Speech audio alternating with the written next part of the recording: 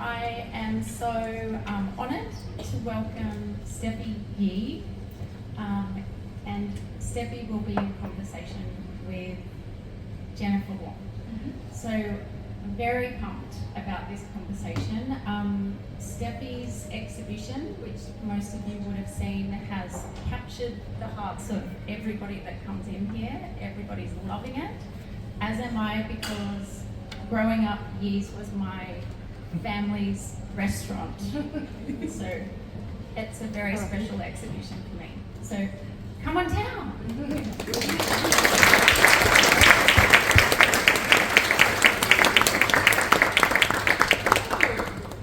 Hi everyone. Well, it's an honour to win this Emmy Award together with Steffie Yee. Hey, thank you so much everyone for coming to enthuse about Chinese food. The wonderful thing is that straight after this, you can go get some Chinese food, which is really it. Steffie, hello. Hi Jennifer. How are you feeling? Congratulations on your incredible work, which everyone has been enjoying. Is that not correct? Yes. I've been feeling very grateful that people are writing in the guest book about their experience and their connection to their local Chinese restaurant, whether it's my family's or anyone else's family's Chinese restaurant. I think it's a big part of all our lives. Yes. Can we get a whoop anyone who actually is familiar with the Branxton Chinese restaurant called Yee's Chinese Cuisine, which is your family restaurant? Woo! Oh wow, it's like everyone. And you can tell they're holding back at this point, right? I could ask it again and it would be like, any woos in here who know the restaurant? Woo! That's fantastic. In the spirit of Chinese restaurants, I did ask earlier, I said, Steffie, are your folks here today? And Steffie said that your mum is here. Where is your mum? She's there. Hi!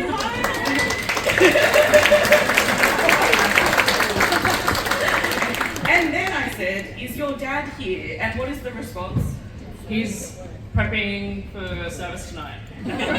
Which is why he cannot be here, which is such a, it's a real Chinese restaurant life thing, isn't it? That it's Saturday afternoon and work is being done. Yeah, a lot of sacrifice. A lot of sacrifice. Now, we will get into that. Today we're not so much talking about the food of Australian Chinese restaurants. We're really kind of taking advantage of the fact that we can go behind the scenes about life in a Chinese restaurant, because you grew up in a Chinese restaurant in Branxton. A lot of people know this. Can you tell us what that was like? So we actually grew up directly behind the restaurant. We just had a plastic sliding door from Bunnings separating the kitchen and the house. So my siblings and I, my sister's there, and we just played in the restaurant and also in the house, and it was kind of like this boundaryless playground for us. Yeah. And then if we go way back to the origin story of this restaurant and how it came to be, I'm going to show a picture here of, so this is the restaurant for people who haven't seen the restaurant before. And I'm also going to point out that we are recording today. So if your mum doesn't want to hold up the phone the whole time, it's okay, because we've got it recorded. Just relax. I want you to enjoy this moment. Alright, so we'll keep going. Right, so that was the restaurant before, which if you haven't seen it before, which means that this is your mum. That's my mum and my older sister, and my mum's actually pregnant with me in that photo. And my brother wasn't born yet. Okay, so that's why he's not in the photo. But, okay, cool. And then we go from there to this photo. Now, talk me through this. So when my siblings were younger, my dad bought us a Yamaha PV50 to ride around the backyard. So behind the restaurant, it looks like this. So it's literally just big backyard, farm, and mountains. And that's on his day off. I think he just decided he wanted to ride the motorbike too. Kids motorbike. And this is the part of Chinese restaurant life that perhaps we don't see very often, is the man who's usually manning the wok on a child's motorbike. Yeah. So strap in, this is what today is about. Tell me how your dad ended up on a motorbike in Branxton. Well, he's originally from Malaysia, and he came to Australia in the late 70s, and he kind of travelled around different parts of Australia looking for work, and then ended up in Greeter. I worked at the Greeter Workers Club, running a restaurant there, and eventually moved to Frankston to open his own restaurant, which is where it is now. Yeah, that's how we ended up in Frankston and on this motorbike. Go. And you have a video, an animation that you've made in the exhibition, which is called 13 Years. Now, why is it called 13 Years? It's called 13 Years because in the process of my dad coming to Australia and trying to find his feet and look for work, at one point he didn't return to Malaysia for 13 years. So he didn't see his family for 13 years because he was just trying to settle or find a way to settle in Australia. Mm-hmm. We're going to hear another Chinese restaurant dad story a little bit later on today. We're joined by a special guest, Shelly Yam, who some of you may know from Chinese restaurants such as 28's. Yeah, big shout out over there for 28. Who's here? Who knows 28's? Woo! Yeah. And also, who knows Mellow Bistro? Woo! Yeah. I love this game. So Danny will be joining us a little bit later after you and I have a chat, and then we'll have some questions at the end if you guys would like to ask any questions. But so 13 years. So your dad came from Malaysia, 13 years. He kind of worked around Australia before he ended up in Frankston and opened the restaurant, right? Yeah. So the restaurant's been running for about 40 years. Yeah, I think 43 years all up with the Greta restaurant and Frankston, which was the same restaurant, just different location. Yep. And why did you choose this photo to show as such an early one? What is the spirit of this that you're loving, that you kind of was like, you know, I want this to be part of people's understanding of Chinese restaurants in Australia?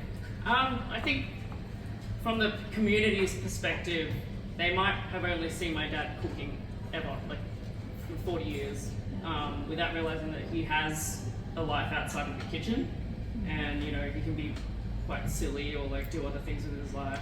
He has hobbies. He's not just the guy at the wok station.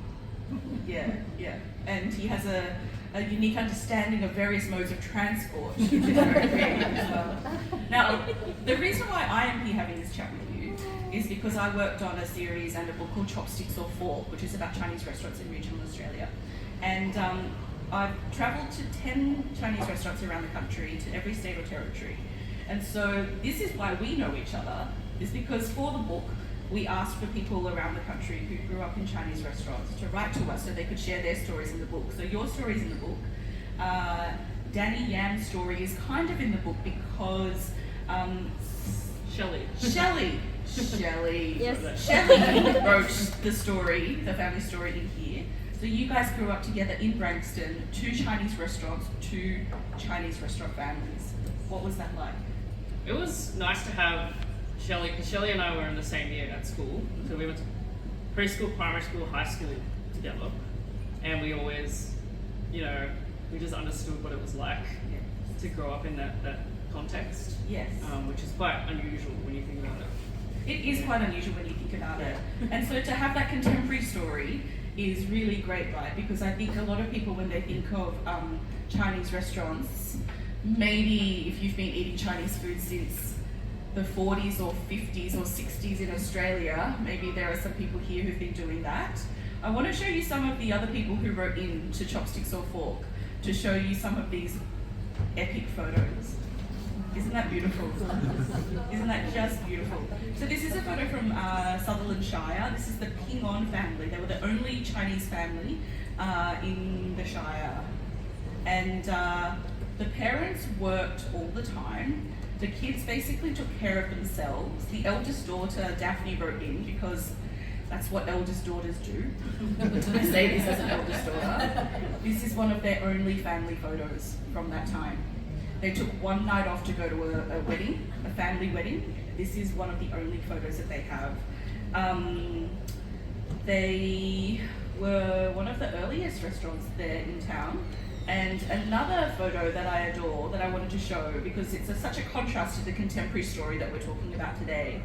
This is a photo from a restaurant in Chatswood in New South Wales called the Yi Chong restaurant that was open from 1957 to 1982. So back then, not everyone really knew Chinese food yet. So what a lot of Chinese restaurants did was they also served fish and chips. Or they also served you a steak with spaghetti.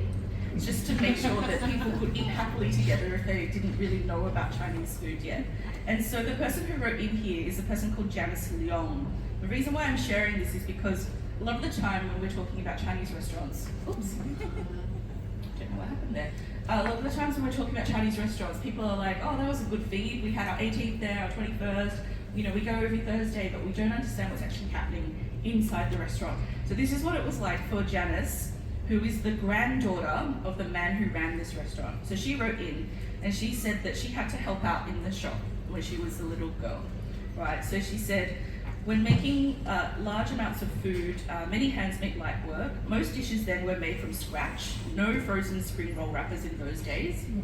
And she says that she was enlisted at an early age to help with, see if this sounds familiar for you, okay? I'm not sure if it was, you can tell us. She was helping with cleaning fish, making dim sims, rolling spring rolls, peeling prawns, marinating beef, stuffing mushrooms, slicing, dicing, chopping, steaming, frying. She says these were long hours of preparation with only Sunday mornings off work. And then she writes, and this is one of my favorite lines in the whole book, I used to think it was a holiday to go to school. How involved were you in Chinese restaurant life? I think she did a lot. A moment for Janice. Janice did do a lot, right? I made spring rolls, I chopped veggies, made Peking steak. I was very shy when I was younger, so I was too scared to serve customers. Okay. So I did a lot of the prep stuff. So you went front of house? I was, but I'd get someone else to. Right. You delegating, that's what we call it now. And I'd like put takeaway in plastic bags. Yeah. Yeah, not as much as Janice. Yep. A lot of action words there. Now for context, this is not showing, but this is you guys. Sorry, this photo's not working, so we're going to skip this one. This is an abstract interpretation of your childhood, and this is a realistic depiction of your childhood. What is going on here? So I'm in the middle, and my brother and sister.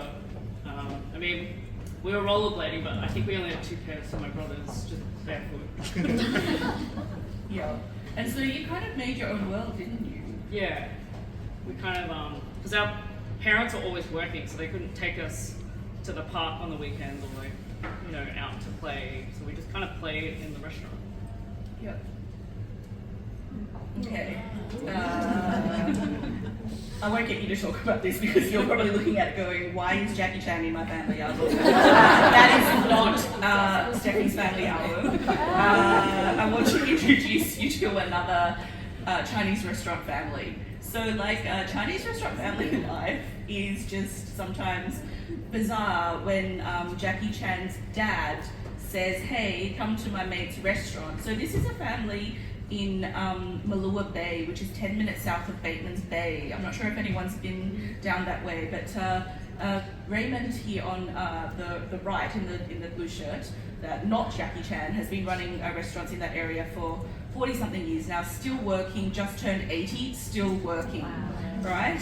And Chinese restaurant kids, the one that I know is the girl in the middle there, Emily. And she is now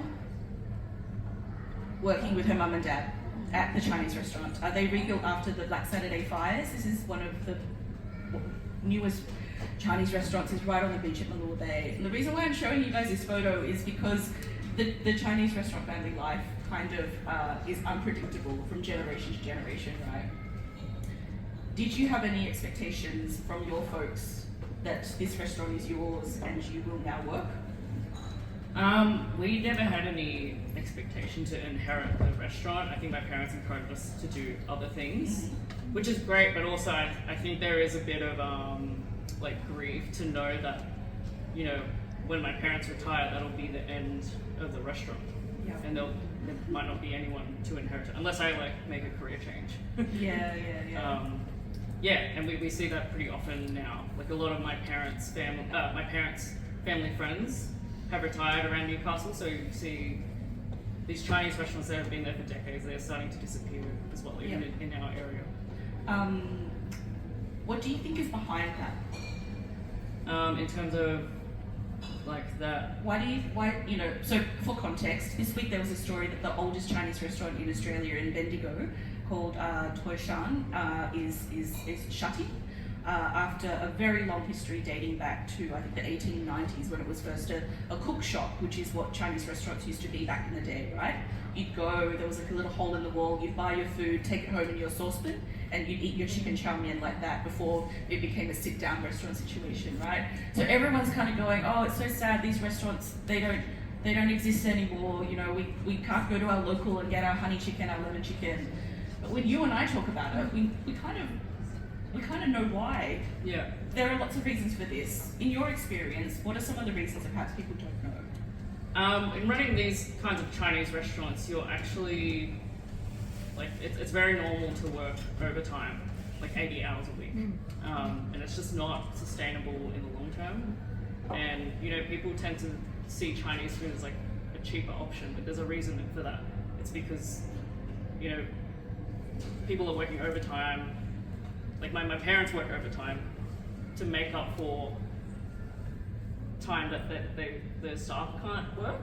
If that makes sense? Yeah. Yeah, so there's just a lot of work, it's not sustainable over time. And a lot of these restaurants exist just for survival, to get the next generation into their next career. Yeah. It's also really hard in hospitality in general right now, right? So add on top of that, and the fact that our parents are getting older, and so when they retire, it's kind of hitting at the same time when a lot of people came to Australia for various reasons. You know, a lot of people came and the English wasn't so good, so the options for what work you could have were sometimes limited to work that didn't really involve speaking. Yeah. In this situation, Emily grew up in Batemans Bay, and if you had asked her as a teenager, would you want to ever run a restaurant alongside your parents, she says 100% effing no. And during COVID, she was working a marketing job in Sydney, and she just hated being at home all the time, having no meaning in her life.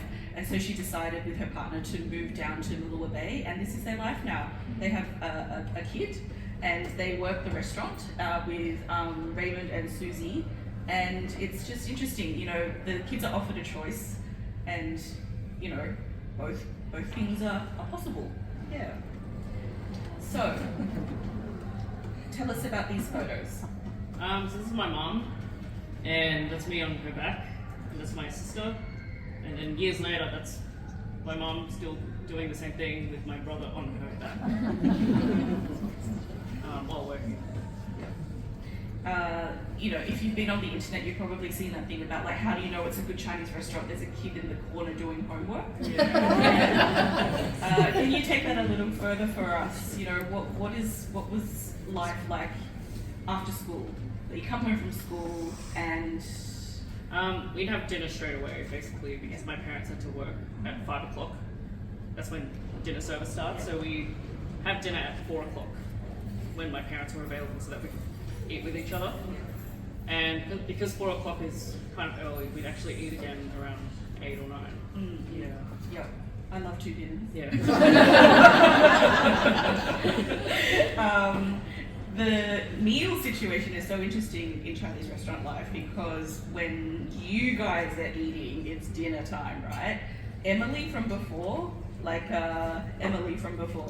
she grew up with every night at about 4 or 5, someone from the restaurant would ring and go, what do you kids want for dinner? And she and her 2 brothers would tell the restaurant what they want for dinner. And this was in like the 90s, right? And then a car would drive up, drop the food at the door, ring the doorbell, and then leave. And that was their dinner from the restaurant. So mum and dad were still like technically providing dinner for them, but in a very early form of Uber Eats. And what about this? Oh, that's my sister. This is before I was born. So my dad had a restaurant in Breeder Workers Club, and she's having a nap on the chest freezer with her baby doll. Yeah. Because there's nowhere to sleep in the kitchen. No, it's not. One of the beautiful stories someone shared for the book was they remembered lying on sacks of rice to nap when they were a kid, and they could smell the fragrance of the rice through the sacks. Yeah. And you can imagine falling asleep on a sack of rice would actually be really comfortable, because it's such a solid fragrance. It's literally a bed of rice, guys. Now, what is going on in this ye olde photo here? this is my dad in 1983, I think, working at Burrito Workers Club. I think there must have been a Christmas function or something, and he cooked for everyone there, and everyone's enjoying his food, and he's looking pretty proud. Your family have been part of the community for so many years. How do you reflect on that, and how do your parents reflect on their role within the community?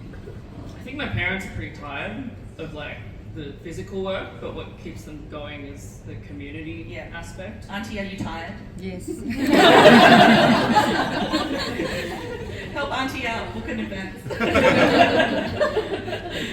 It's tiring. Yeah, and for me, because I grew up in the Hunter Valley, but then I moved away to the city, and the city dynamic is very different because there's a lot more people, things are fast paced, people are less friendly. So coming back to see the restaurant is really nice because people come in and they chat to my parents, and they've been coming in for 30, 40 years. Yeah, it's like 4 generations of people Yeah.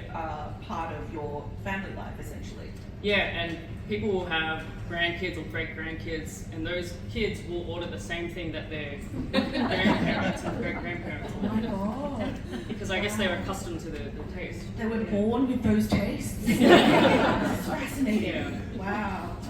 That's really fascinating. When you moved into the city, and I guess even if you didn't move into the city, but it is a big change, right? And also as we get older, we reflect differently on what it was like to grow up and where we grew up. Yep. So how have you thought differently about growing up in a restaurant over these years?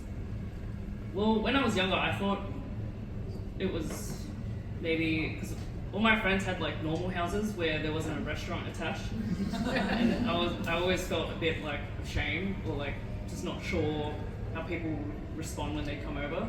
But now I think it's pretty cool that we grew up like that because there was always people coming in, talking, and it was very inviting environment, I think.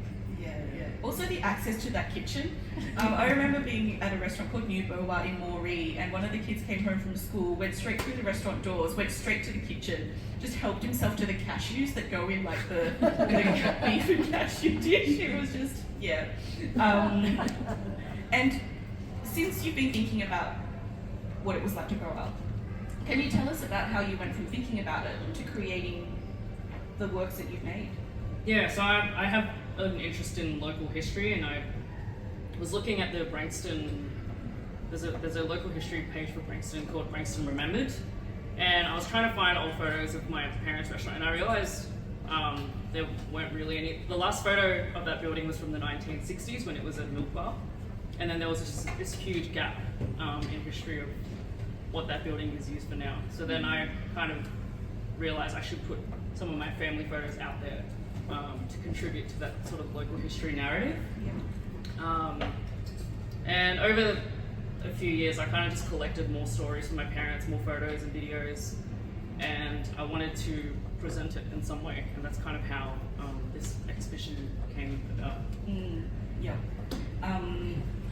The idea of being part of the local history story, I think is really important because people know the restaurant, people go to the restaurant, but if it doesn't exist in some form beyond the meal that you had, you know, as we're seeing as more of these restaurants start to close, we lose, I don't know, we just lose a huge part of being able to remember what, and acknowledge the existence of this contribution, right? Yeah.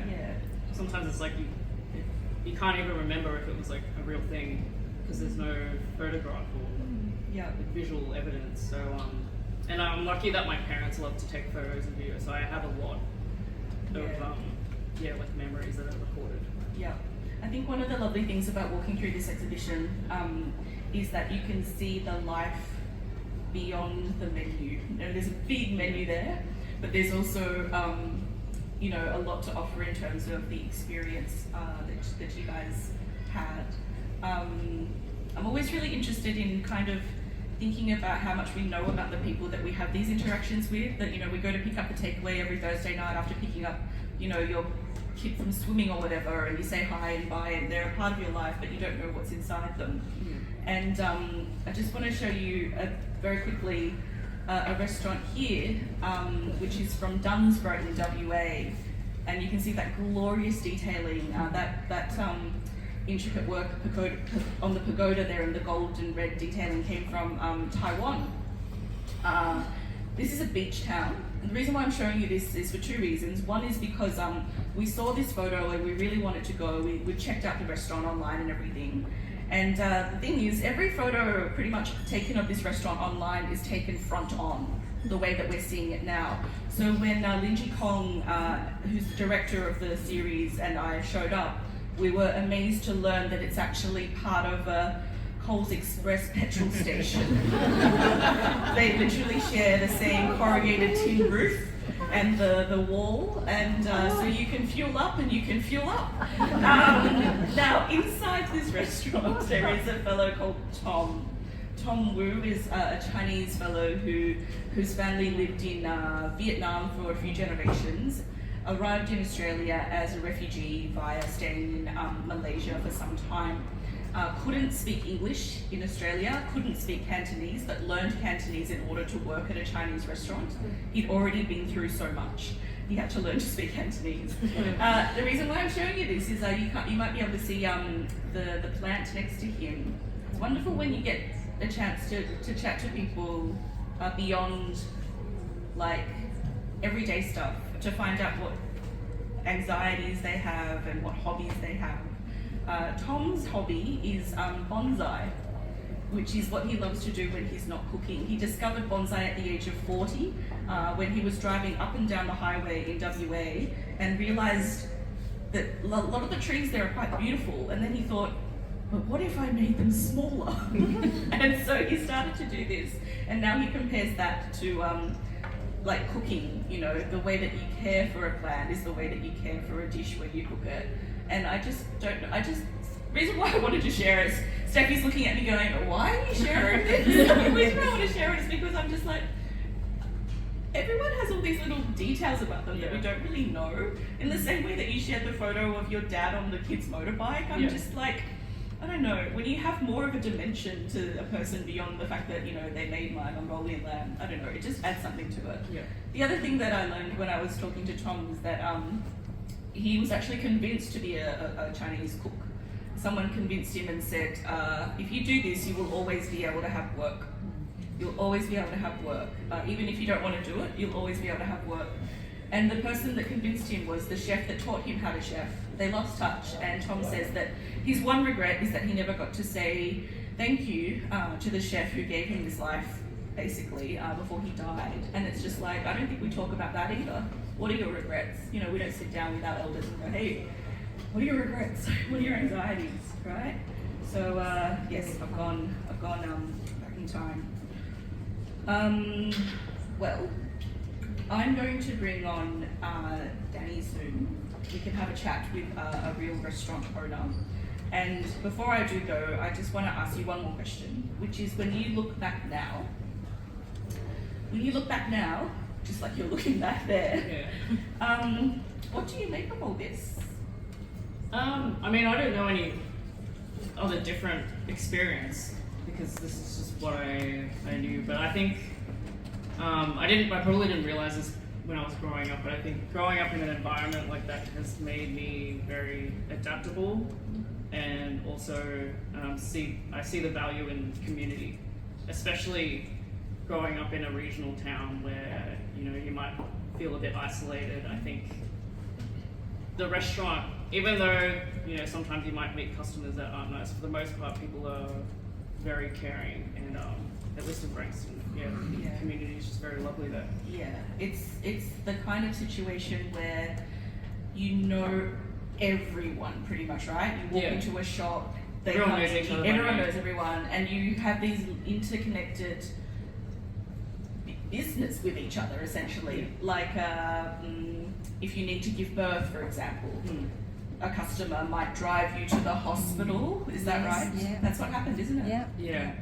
So Yeah, a what's customer, your dad had to work? Yeah, my dad is always busy, so the customer offered to take my mum to the hospital when she gave birth to my sister. I went to a restaurant where the person who delivered the baby is a customer of the restaurant, of the mum who works at the restaurant. Like, I think in the city, like, You don't we know don't have who these that stories. is. Yeah, we don't, no one gives birth in the city, we can't afford it.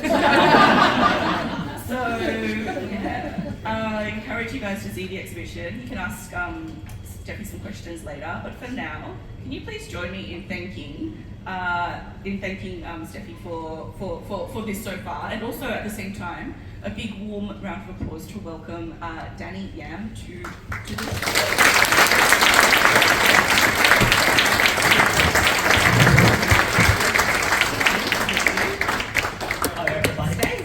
Stay.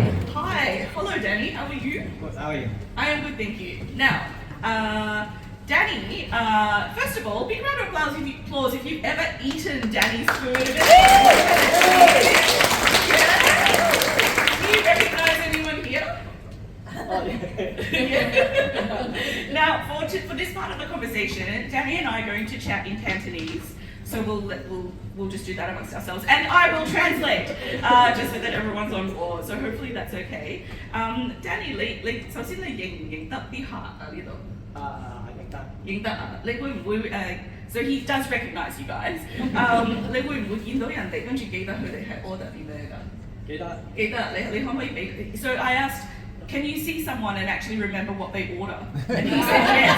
Give me an example. 你睇下。Melina, is it true? I'm getting a feeling. Is it true that you always order Danny's curry chicken?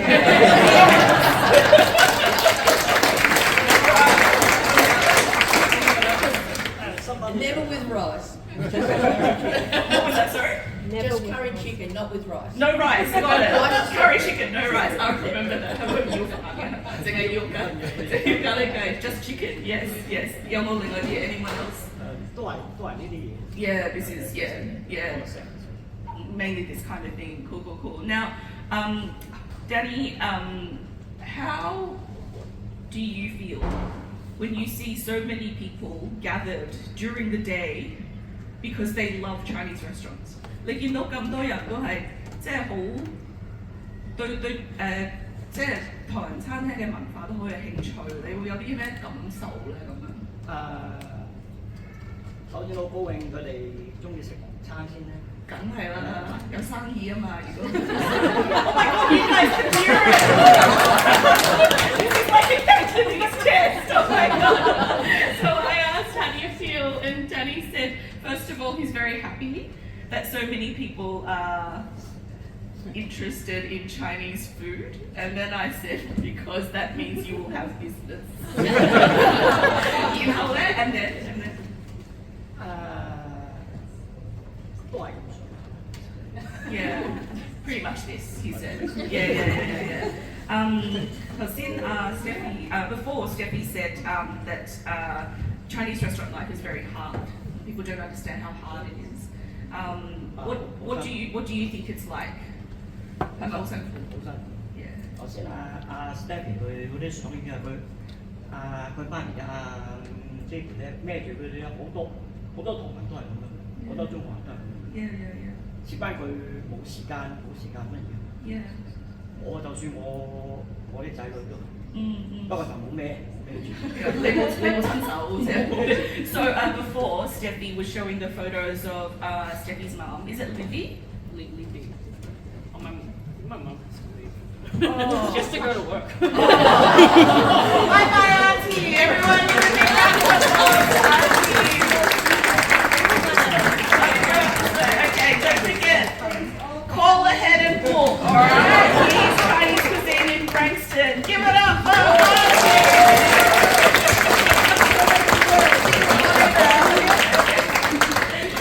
Bye-bye.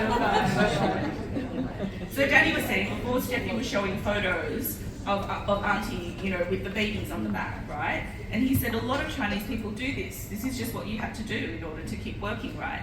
He says, however, I did not do this. He said we did this with our children, but I did not personally do this. Yeah. Yeah, it's real, it's not fake. But 你講，即係你解釋下，其實係真係幾辛苦。一來係時間長啊 long time， Yeah. So I asked how, in what way is it hard work? He said it's a long time. 一日都要成10個鐘頭11個鐘頭。 Yeah, it's a 10 or 11-hour day. Yeah. 同埋你如果你唔習慣咧，即係嫌辛苦啊嫌邋遢咧，你做唔到。 Yeah. If you're someone who does not have the tolerance for working hard or the tolerance for dirty work, you won't be able to survive. Yeah, yeah. 你做咗幾多年啦？而家做餐廳？做咗成40。 Yeah, so Danny's been working in restaurants for about 40 years now. 同埋即係自己開餐廳，同埋而家即係都係叫做係幫人打工啦嚇，係唔同呢兩種係即係不同嘅 style of 辛苦，會唔會咧？會嘅。試翻你自己做咧，你係辛苦咧，你嘅時間係自己嘅，你可以調配自己。但如果你打工咧唔可以噶嘛，你唔可以噶嘛，你打工係咁多個鐘頭，你係要同老細做咁多個鐘頭啊嘛。同埋嗰啲功夫係好逼下嘅，如果你去忙啲嘅嘛，我自己啲功夫唔係，如果唔係你可以早啲翻嚟啲，可以晏啲收工咯，打工唔得。Yeah. So the difference between owning your own restaurant and working for someone now, which is what Danny does at Mela Bistro, is both are hard when it comes to working. But if it's your own restaurant, you can kind of choose the way you use your time, right? If it's a little bit quiet, you can go home a little bit early. If you're working for someone else, obviously you're at their whim in terms of like the day is long. This is what you have to do. So it's a different type. Yeah, yeah. 講下啲客人嘅口味點樣轉啦？有冇變啊？你做咗40年。都係冇乜變。阿凡呢食咖喱雞食咗成30年。Wow. Way to out someone's age, my Cantonese speakers, am I right? So I asked, there's someone laughing who clearly looks like they don't speak Cantonese, and I'm beginning to wonder who speaks Cantonese in England, right? I asked the question, how have the diners' tastes changed over 40 years, right? And Danny said they haven't changed very much. In fact, Melina has been eating curry chicken for X number of years. I can't tell you how many because I am a lady. 有啲客咧，佢帶翻嚟咧，我已經知道佢要乜嘢。Hello， 你已經知 lemon chicken， 我講晒出嚟，你點會知㗎？你成日都係食呢啲餐，我有咩唔知？So if you ring up the restaurant, even without saying anything beyond hello, Danny will know what your order is. And then that's true. And then the customer will say, "How do you know this?" And Danny will say, "Because you always order this." 你自己覺得有啲咩係特別好食嘅咧？通常嚟計，如果你用心煮嘅嘢咧，樣樣都好食，即係呢一個人嘅口味。冇乜特別。I asked Danny, in your opinion, what do you think is really tasty, really good to eat? He said that if you cook it with your heart, with love, then everything tastes good. It's just down to personal taste, which means you should try everything on the menu. 頭先阿 Steffie 提話，即係而家好多人即係去到媽咪爸爸啲朋友啊，做呢行都開始退休。而家即係都幾難做咯，做生意。你有冇咁樣諗咧？即係而家後生我好少入行㗎啦，即係而家你好多都係我哋好似年紀大咗咧，差唔多退休嗰啲，即係基本上嚟計咧，冇乜人繼續，所以個唐餐咧開始漸漸食嚟，開始漸漸食，同埋佢啲後生唔捱得苦啊。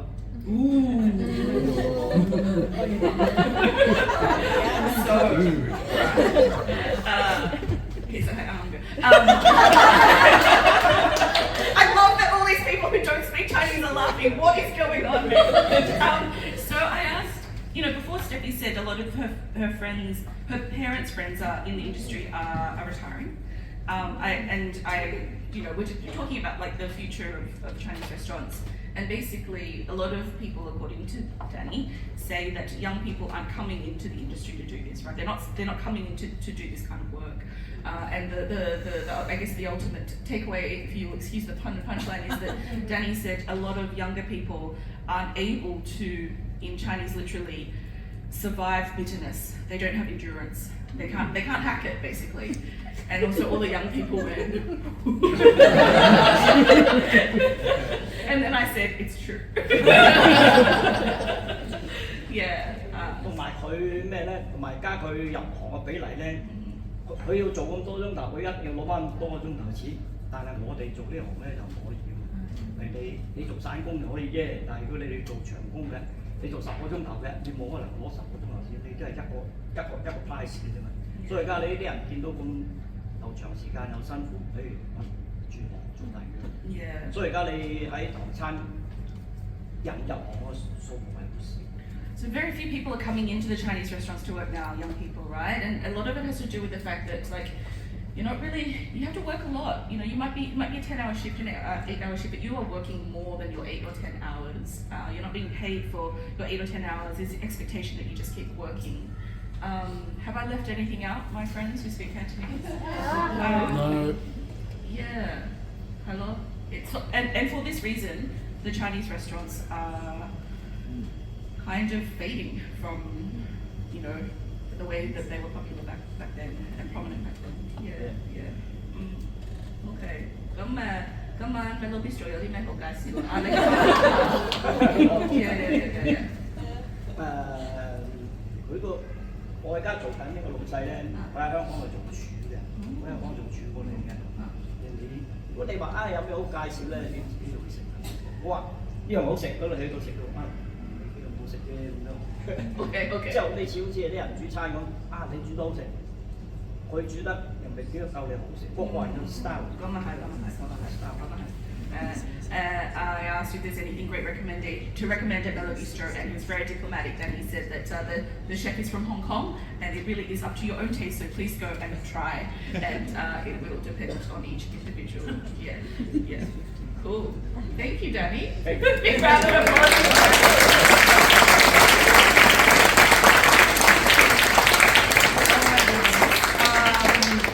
I could just do this all day. This is just so much fun.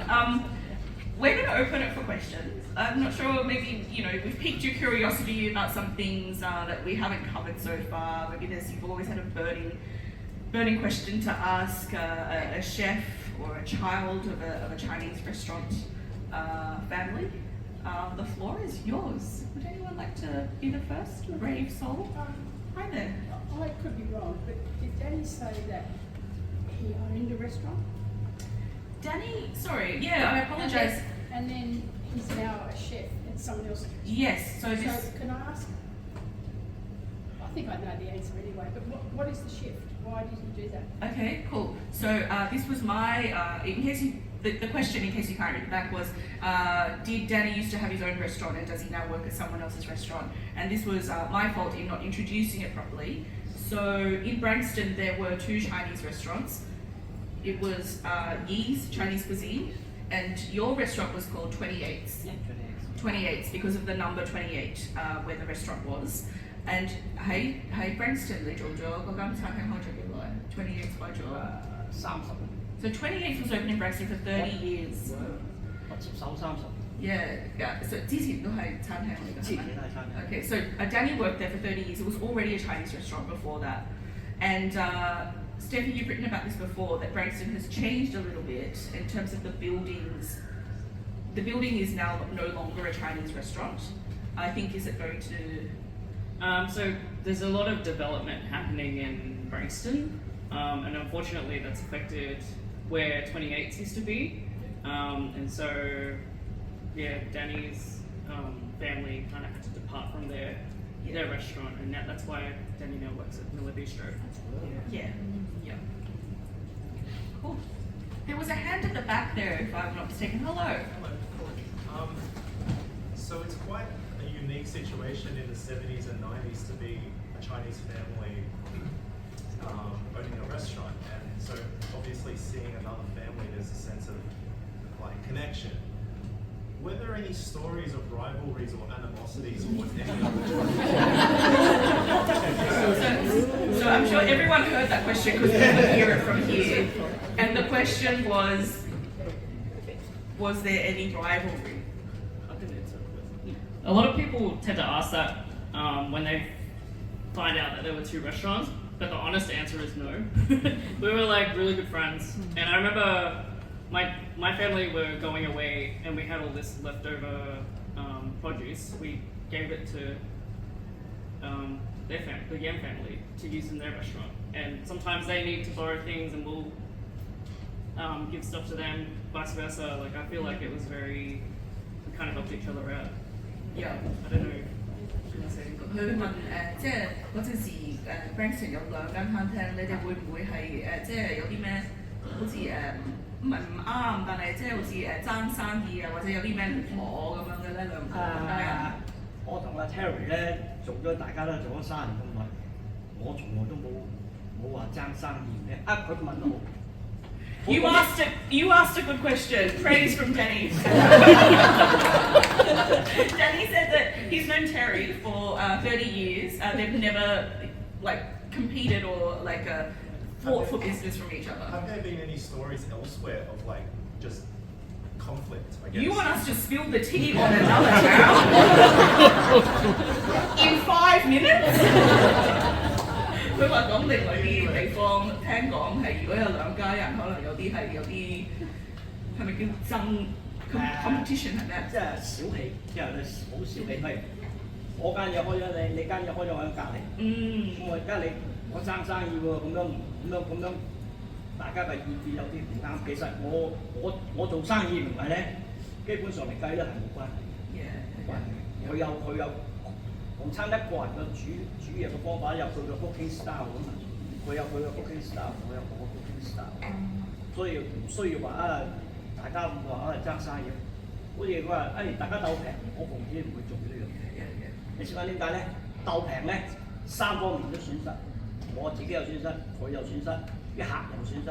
啲客如果食到啲嘢唔滿意咧，就梗嘈㗎，啱唔啱啊？所以我做咗咁多年咧，我同我老豆咧都 OK 㗎，冇乜嘢。大家佢有時佢啲客走嚟我嗰度買，我啲客要走去佢嗰度買。So the customers would go back and forth from the restaurants. Danny said, not in the one night, obviously, just different times. And Danny said that he's never really thought about it like that in terms of competition because he has his own cooking style. Your dad has his own cooking style, and it's just different. I remember trying dim sum from their restaurant, and it's I prefer it over my dad's. I'm so glad your mum has gone. The other thing that Danny said, which was very philosophical, which is if you are thinking about it in a competitive way, or trying to compete on price, there are 3 ways in which everyone loses. The customer loses because the quality goes down. 有3方面係咩啊？第一方面就係我哋啲客損失啦。第二我同佢都冇乜好處。大家鬥平嗰啲嘢一定係撳低㗎，撳低嗰啲嘢一定係唔好㗎。唔好嘅煮開嚟嗰啲嘢，你同親啲做廚嘅嘢咧，做廚房嘅嘢咧，你識唔識煮唔係問題，但係你用啲料就好緊要。如果你用啲料唔好嘅話咧，你大廚都冇。So price. If you put the price down, it's bad for them. They'll put the price down, it's bad for them. The quality goes down. If the cook is good, no matter how good they are, it doesn't matter if the produce isn't good. And so, yeah.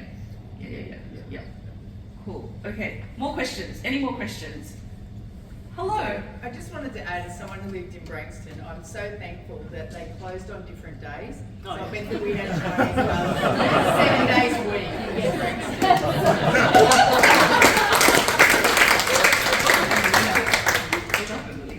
先講你嗰個係 Melina。Oh my god! I've been looking over here the whole time.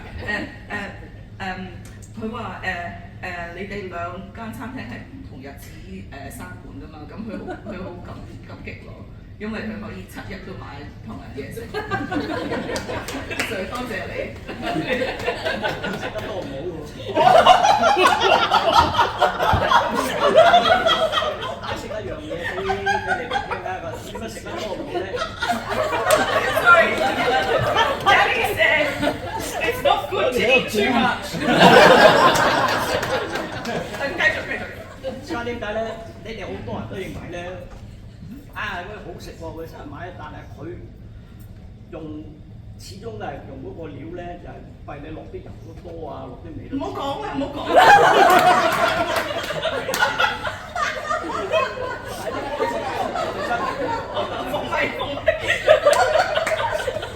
No, Danny said that don't eat too much. It's not healthy for you because it's not good to eat too much of anything. Okie dokie. Now. We have time for 2 more questions. Who's got a question? Hello there in the front. You said your dad has other hobbies besides cooking, which he did very long hours, and riding his little bike. What are his other hobbies? And maybe Danny could say the same. He played guitar for a bit. He likes karaoke. What else? He actually. Did he karaoke while cooking? Not really. Yeah, he kind of just sings on his own. I guess he did, yeah. Yeah, I guess he tends to like to travel down to Sydney and just eat a lot of food. Like he has just some food, and he likes cooking as a hobby as well, outside of cooking in the restaurant. He takes it to work home with him. I guess so, but he cooks different kind of foods. Yeah. We all do that when we work from home. We just do a little bit different. Yeah. Yeah. 你有冇啲咩 hobby 㗎？即係除咗煮嘢，除咗返工，你有啲咩愛好啊？係咪叫中文？都冇乜愛好。哦。冇愛。哦，即係放假會有啲咩玩下咁樣咧，或者冇事睇電視。睇電視中意睇咩？咩我都睇，仲有睇戲咯。睇戲啊！中意啲咩戲啊？即係啲咩即係冇太過長。即係 action 嗰啲咁樣係咪啊？有啲 action。Oh, okay. I feel like Danny has better hobbies. Danny likes to watch movies. He doesn't like things that are too kind of deep, not deep, but kind of like low moody kind of like so action movies. Danny likes action movies. 有冇啲好介紹啊？冇介紹。最近有冇睇出比較好嘅 action movie 啊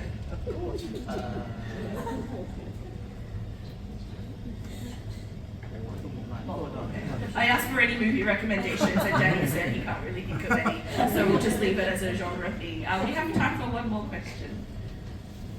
Hi there. Just on the theme of cooking differently at home, I just wonder if there's any dishes that you find perplexing as being popular for non-Chinese, like Australians. So what if we order dishes that you make and you would go, why would you like that? Like, but are actually popular for some reason? It's probably different for lots of people, but for me, I'm not a huge fan of sweet and sour pork. I'm not a fan of how sweet it is. Maitland turns on Steffie. In saying that, it depends on who cooks it. I don't often order that when I eat out, so maybe it depends on like the version that I get. Maybe I will like it at some point. Danny， 你有冇啲咩即係啲菜啲餸或者啲西人佢哋食，你會覺得自己唔會即係特別想食嘅咧？即係唔係幾啱你口味，但係你都明白了解點解佢哋會好中意食嘅？應該冇留佢食得，我唔食得㗎。咁啊係，講得好有道理，係啊。我哋即係我又講個事實俾你聽。好啊。我哋初初我哋去即係去做嘢嗰陣時咧，咁我問個經理，我問個經理，點解我哋食嗰啲嘢同佢哋鬼佬食嗰啲嘢唔同啊？唔係，嗰啲嘢淨係俾鬼佬食啫。話唔係我哋中國人食嘅。我點解唔係我哋中國人食啊？咁你自己唔食得㗎，你點俾人食啊？所以我問佢冇聲出，即係小解點解咧？佢嗰陣時嚟嗰陣時咧，對嗰啲即係啲 restaurant 咧，冇而家咁乜嘢㗎，即係佢嗰啲諗住俾鬼佬食嘅啫嘛，唔係我哋自己又自己嚟我整嘢食嘅，咁佢講呢套嘢咧，我又唔係好服氣。小解點解？你自己食唔到，因為你點俾人食先？跟頭先嗰個張唔係講咩？佢話大家都冇乜咩㗎，咁我食到你都食到，咩都食到。He's so cool. Okay, alright. So to answer your question, although did you get that? Like Yeah, cool. Alright.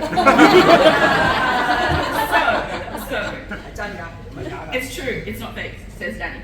So, Danny's of the opinion that in the early days, some people had the opinion when they had these Chinese restaurants that like the food is for the Westerner. This is Chinese food for Westerners. But Danny's great philosophy. He's like, why would I serve food to someone that I wouldn't happily eat myself? So there was a time when a boss said to him when Danny asked, why is it that they're eating that food and we're eating this food? And the boss said, well, that's food's for them. And then that's when Danny said, well, it should be good enough for us only if it's good enough for us, we be serving it to other people. So, yeah. Yeah. 係真嘅唔係假。 This is true, it's not false. It's very I need you to understand that this is true. Yeah.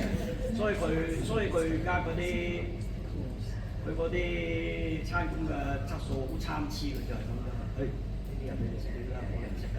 我一啲我都唔食，我食第二樣。咁咪俾你食。咁你呢啲嘢煮唔得好嗰陣時，咁你俾人食，人哋跟從㗎嘛。所以佢點解話？你呢間嘢煮得好，嗰間嘢煮得差，佢就係冇用心去煮。 Yeah. People, when they don't use their heart to cook, and they don't care about, making it so that it is something that they themselves are going to eat. That's when people will complain because the diners can tell, right? So it's very important to him that he uses his heart to cook. Yes. Before we wrap up, the gentleman at the back who asked about the two restaurants who aren't right with each other in one town, I just had a memory of reading or being told about one family, not Branxton, but one family's kids being sent to the other family's restaurants to see how many people were in that night, and then they'd go back to their restaurant to report to mum and dad. So I don't know if that helps fill the hole in your question, curiosity. That's all I have. I'm so sorry, I'm such a good Caesar. Well. Thank you everyone for this afternoon. It is a little bit early for dinner, but what you can do now is take advantage of the fact that this exhibition is on. Steffi, would you like to tell us what people should do in here? Yeah, so if you haven't already had a look, there is a guest book in there. I encourage you to read through the responses. So this exhibition was actually in Melbourne last year, so there are people who have written in there from Victoria who talk about their favourite Chinese restaurants in Victoria. And some of the stories in there are really interesting and nostalgic. So I encourage you to read it and contribute to it, and also have a look around. Yes, your stories and memories and contributions are very welcome. The exhibition is open until the 24th of August. Please encourage your friends to come, your family to come, your Chinese restaurant fan clubs to come. I do remember that someone has written in the guest book, this is my favourite ever exhibition in this room. And it looks like the writing of a small-ish child. And I just think that's such a lovely thing, that in a wonderful gallery like this, that there is a space for these stories. So just a big wonderful round of applause for Steffie Yee.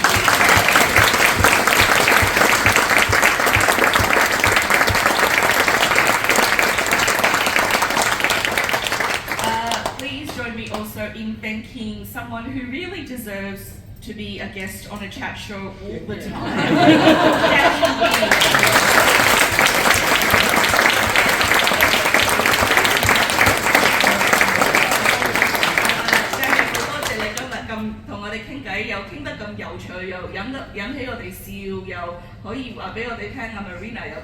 So thank you very, very much.